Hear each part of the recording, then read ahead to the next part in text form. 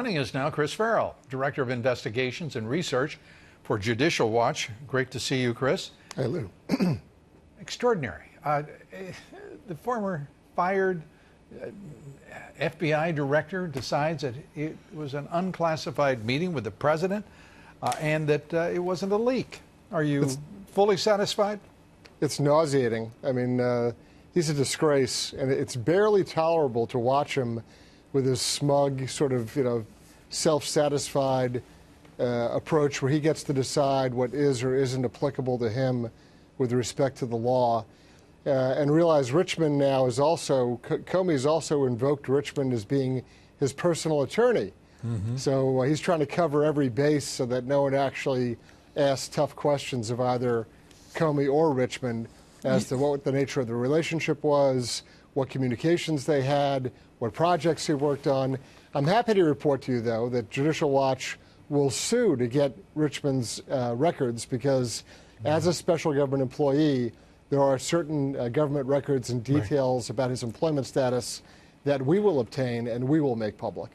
You know, I applaud, as you know, everything the Judicial Watch does, because without Judicial Watch efforts, we would know so much less.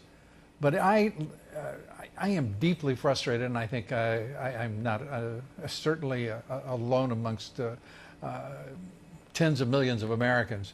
When I look at what's gone on, President Trump sworn into office on January 20th, 2017, we're 16 months later, and this ignorance goes on and on and on.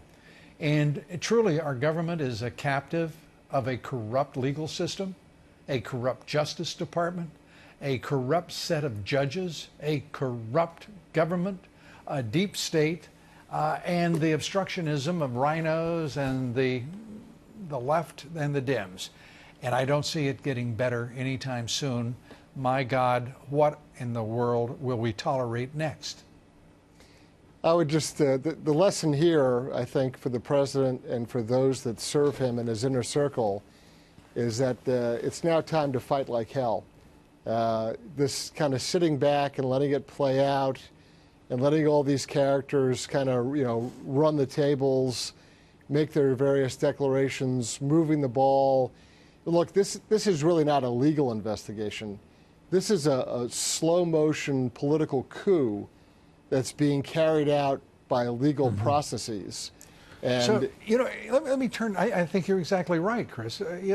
But as I look at what's happening, we have a judge deciding to throw out the Manafort civil trial, but wants to preserve in the criminal case the questions raised by Manafort's attorneys about the scope of the Mueller investigation and what they claim to be, and I think with straightforward evidence, a gross abuse of power beyond the scope of anything envisioned, no matter what it was that Rod Rosenstein had in mind, that is to frame the president, most likely amongst those options.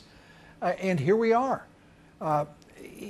We have a corrupt leadership of Congress. They're doing the bidding of their billionaire masters and corporatists and the elite establishment. How do we break out of this? Like I said, I just think that the president and his inner circle need to go on the offense, and that means, Rosenstein needs to be talked to in a way that it's clear to him that the jig is up. Mueller, his investigation needs to be shut down, and not be terribly politic about it, because no one's being that way towards the president. You have this decision this afternoon from Judge Amy Berman Jackson, which runs 180 degrees opposite of the philosophy or the thinking of Judge Ellis. But look, no one should be surprised. Judge Jackson is the same judge that ordered the Catholic Church to provide abortion services, abortifacients, and birth control in accordance with Obamacare. So that's her thinking. She likewise threw out a case of Benghazi family survivors who are looking to sue under wrongful death claims against Hillary Clinton. So, that's Judge Jackson's, pedigree legally. So no one should be surprised. Yeah, it is a pedigree, if you will. It seems pedigree is too nice a word for what results in a judge with those conflicts and biases and preferences.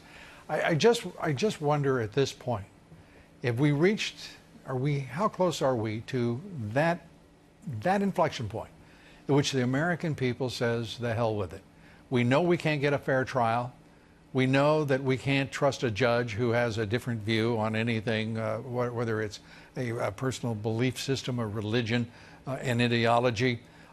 And this president is caught in this immense dilemma because the national left-wing media is corrupt beyond description. I mean, there's no intellectual honesty on that front. I mean, there isn't even a pretense of, presenting various opinions and sides and arguing it out. That's compromise. That's why I say this is a political process masquerading as a legal process. These are people, as you mentioned, the establishment and the sort of embedded political operatives who are dedicated to making sure there is no second term for President Trump. Right.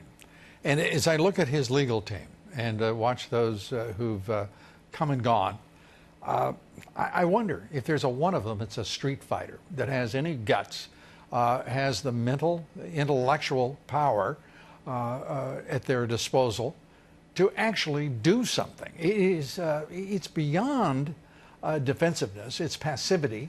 It is, to me, gut-wrenching to watch, because this president deserves so much better from his own party, from the leadership of the House and the Senate, and it goes on and on. Too many attorneys operate from the standpoint of making fear-based decisions.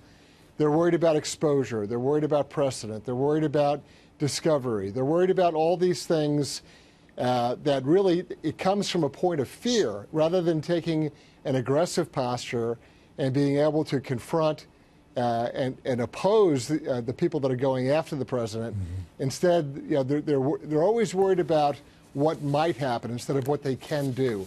And that mentality, the ability to shift to the... How quickly can he turn it around? He can do it with a thanks very much, I'm doing this anyway decision. And I think that that's the position that the president, he needs to make a political calculation about a legal question. And that's, politics and the law do not line up one for one. And so he has to make a calculus and say, look, I understand the legal exposure, that's fine. Okay, damn it, I'm going this way anyway. You know, the other problem, Chris, as we talk about the White House, the Trump White House, he doesn't have a great political mind beyond his own in that White House. He doesn't have people with guts, with passion. In point of fact, what he's got are a bunch of leakers. He calls them traitors, and I think appropriately so. Yep. He has a group of people who are representing the establishment, the globalist elites. He is beset from every quarter with their smirking, smug countenances, offering nothing but a very friendly cup of poison that will destroy the America First agenda that he has run so successfully on, which has animated his policies in the first year and a half to unprecedented historic achievement. And, you know, a special place in hell is reserved for every one of those people in his White House. Chris Farrell? Who were the president's friends and what have they done for him?